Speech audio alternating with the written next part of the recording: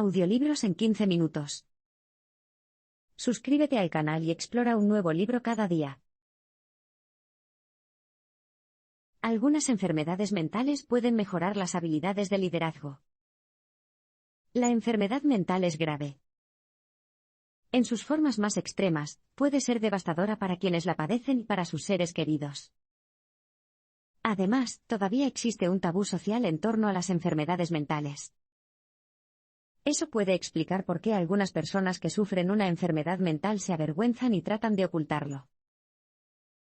Sin embargo, el autor cree que algunas formas de enfermedad mental implican capacidades que de otro modo serían inaccesibles para el resto de la población.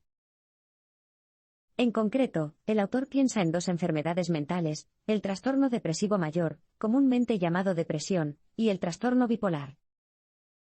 Cada uno de ellos fomenta importantes rasgos de carácter. Por ejemplo, consideremos a alguien que se ha enfrentado a la depresión. La depresión es un trastorno que afecta el estado de ánimo y provoca sentimientos de tristeza. También puede reducir la motivación y el interés por el mundo. Sin embargo, a menudo significa que alguien que lo experimenta es más empático que el promedio, ya que experimentará y comprenderá la tristeza. Es posible que las personas que no han padecido depresión puedan concebir la experiencia de una depresión grave, pero no es lo mismo que haber pasado por ella. Y si ha logrado superarlo, es posible que comprenda mejor las dificultades de la experiencia humana. El trastorno bipolar es algo diferente. Las personas que la padecen pueden oscilar rápidamente en sus estados de ánimo entre la manía y la depresión. Puede hacerlos más espontáneos. Sin embargo, esos altos niveles de energía y estados de ánimo elevados se equilibran con niveles profundos de depresión. Además, y volveremos a hablar de ello en un abrir y cerrar de ojos, esto significa que las personalidades con trastornos bipolares a menudo ven las cosas desde perspectivas no estándar. Son capaces de imaginar soluciones creativas a problemas que a una persona que no haya experimentado el trastorno bipolar le resultaría difícil concebir. Ambos trastornos también se presentan en formas más leves. El trastorno distímico de la personalidad se asocia con los tipos depresivos, mientras que el trastorno hipertímico de la personalidad se corresponde con el trastorno bipolar. Las personas con personalidades distímicas llevan sus vidas en un estado constante de depresión leve, que puede culminar en varios episodios depresivos a lo largo de su vida. Las personalidades distímicas suelen ser pensadoras, empáticas y profundas.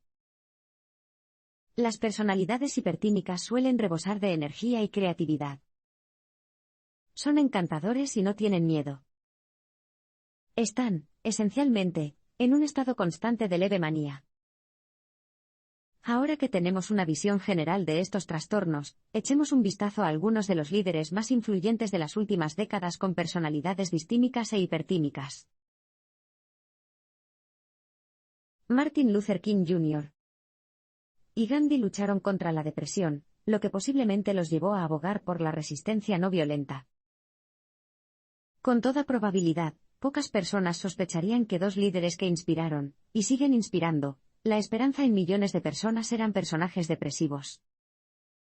El autor, Gaemi, cree que Mahatma Gandhi tenía una personalidad distímica, mientras que Martin Luther King Jr. experimentó al menos 3 episodios de depresión grave. Ambos líderes sufrieron inicialmente períodos de depresión en la infancia, que marcaron una tendencia hasta la edad adulta. Resulta que tanto King como Gandhi intentaron suicidarse a temprana edad. Cuando Gandhi era adolescente, comió deliberadamente semillas venenosas con un amigo. Su argumento era que no podía cuidar adecuadamente a su anciano padre. Se sentía culpable. En cuanto a King, saltó 2 veces por una ventana cuando tenía 12 años. El amigo de King, el psiquiatra Alvin Toussaint, explicó este comportamiento simplemente como una reacción impulsiva a la muerte de la abuela de King. Sin embargo, el autor cree firmemente que se trataba de verdaderos intentos de suicidio. El autor ve patrones de comportamiento similares en los últimos años de estos dos líderes. Aparentemente, la depresión fue provocada o exacerbada por la presión en sus vidas. Después de todo, ambos lideraron movimientos de derechos que se enfrentaron a enormes contrarreacciones.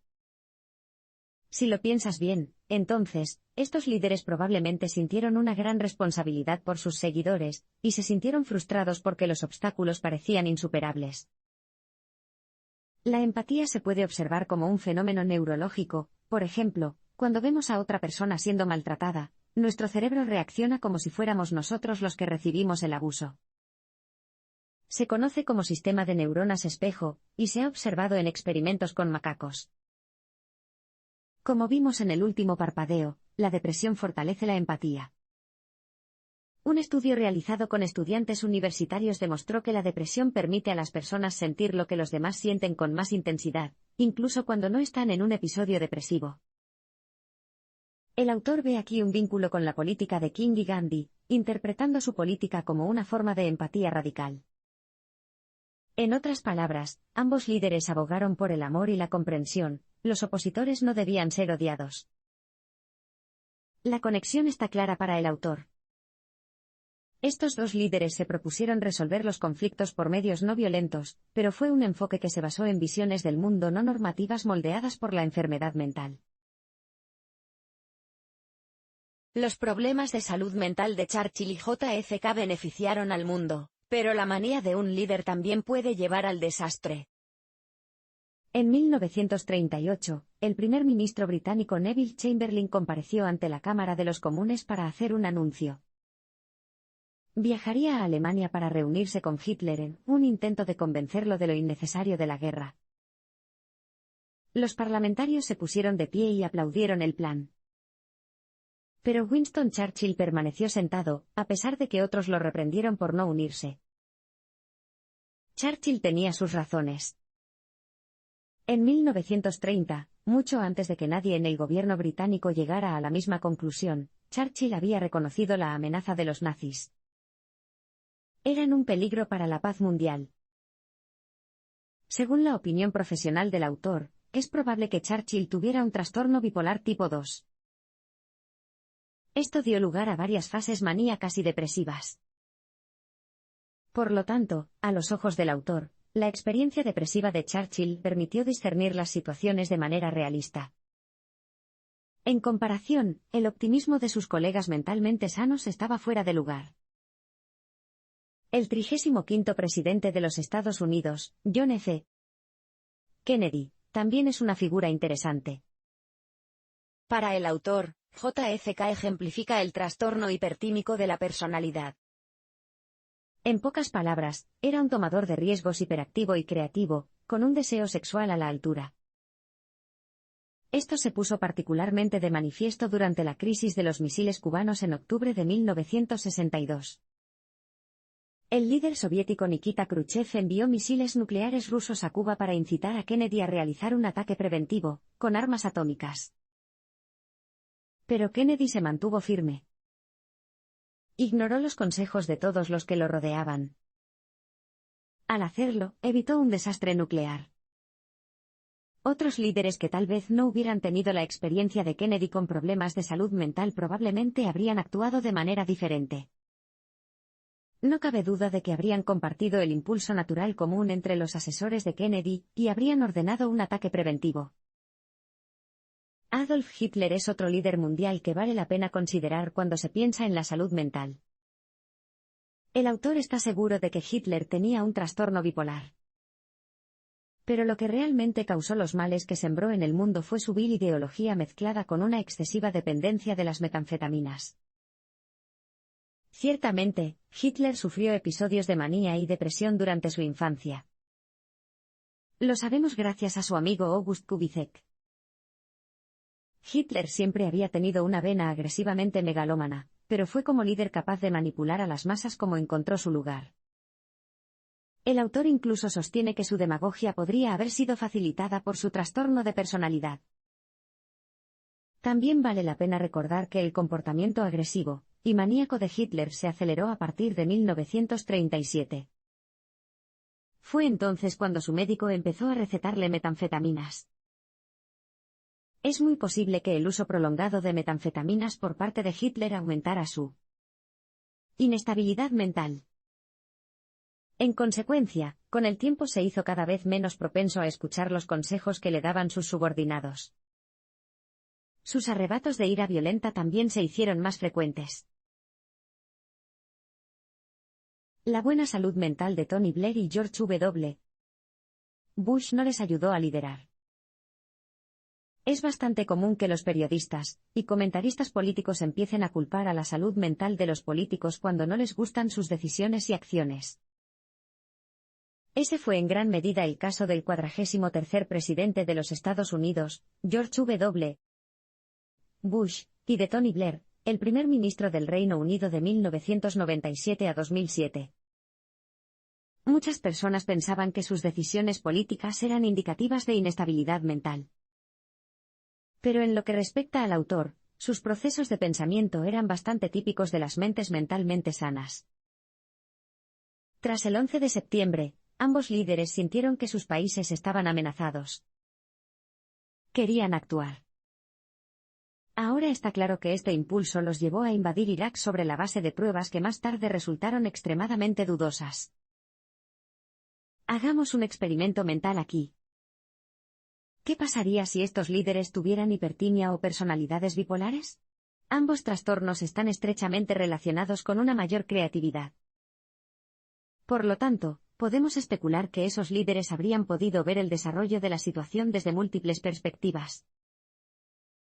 Tal líder bien podría haberse dado cuenta de que las pruebas eran demasiado insustanciales para respaldar una invasión. Habría encontrado otra forma de avanzar, probablemente inconcebible para los tipos menos creativos y mentalmente sanos. Basta con pensar en la respuesta de Kennedy durante la crisis de los misiles cubanos para hacer una comparación. El siguiente movimiento de Bush y Blair también fue típico de las personas mentalmente sanas. Una vez que se tomó la decisión, no pudieron cambiar de rumbo. Simplemente no estaban dispuestos a ver que su evaluación de la situación en Irak había sido errónea, y que las pruebas en las que basaban sus argumentos a favor de la invasión carecían de fundamento. Incluso una vez que quedó claro que no habían tenido éxito, se negaron a ceder. Por lo tanto, el autor opina que Bush y Blair optaron por mantener las tropas en Irak en lugar de reconocer sus errores. Tal terquedad es típica de quienes están mentalmente sanos. Por lo tanto, Bush y Blair no fueron excepcionales, lo característico es que a la mayoría de las personas no les gusta admitir que alguna vez se han equivocado. Este experimento mental solo demuestra que si el Reino Unido y los Estados Unidos hubieran tenido líderes con más experiencia en enfermedades mentales, el mundo entero podría haberse beneficiado en última instancia. En un mundo hipotético, si Kennedy hubiera sido presidente después del 11 de septiembre, no habría habido ninguna invasión de Irak. O, si hubiera habido una invasión, las tropas no habrían estado estacionadas allí por mucho tiempo una vez que hubiera quedado claro que se había cometido un error. Reconocer los beneficios relativos de la enfermedad mental ayudará a desestigmatizarla. A pesar de la descripción comprensiva que el autor hace de la enfermedad mental, lo cierto es que la enfermedad mental sigue siendo un tema tabú. Hay pruebas claras de que, como sociedad, tenemos miedo a las enfermedades mentales.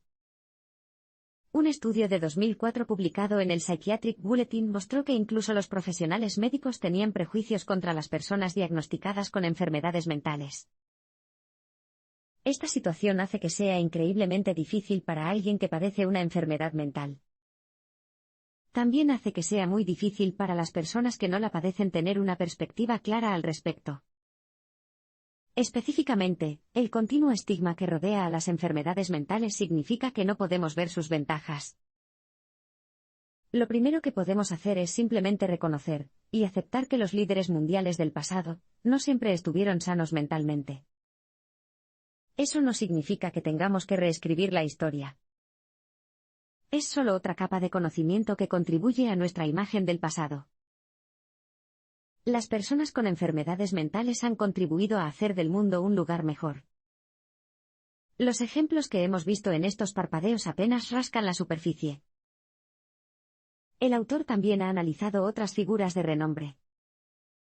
Por ejemplo, Ted Turner, pionero de las noticias por cable de 24 horas y fundador de CNN, sufrió una enfermedad mental, al igual que el presidente Abraham Lincoln.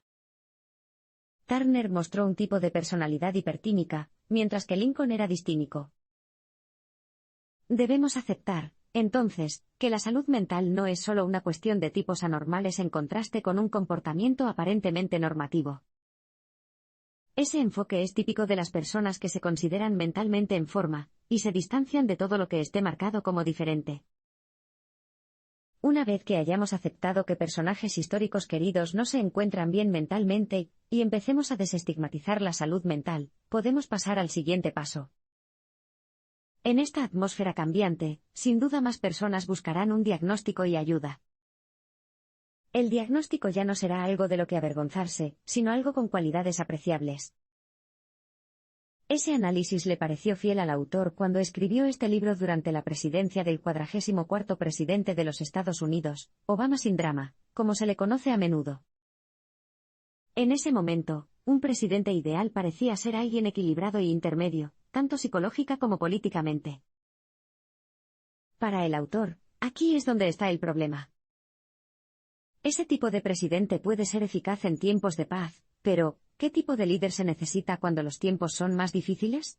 En su opinión, lo que se necesita es alguien que pueda pensar de manera diferente, alguien que sea una ventaja debido a los problemas de salud mental que ha tenido. Piense en Churchill en la Segunda Guerra Mundial o en JFK en los dientes de la Guerra Fría, los líderes que se necesitan en tiempos de crisis.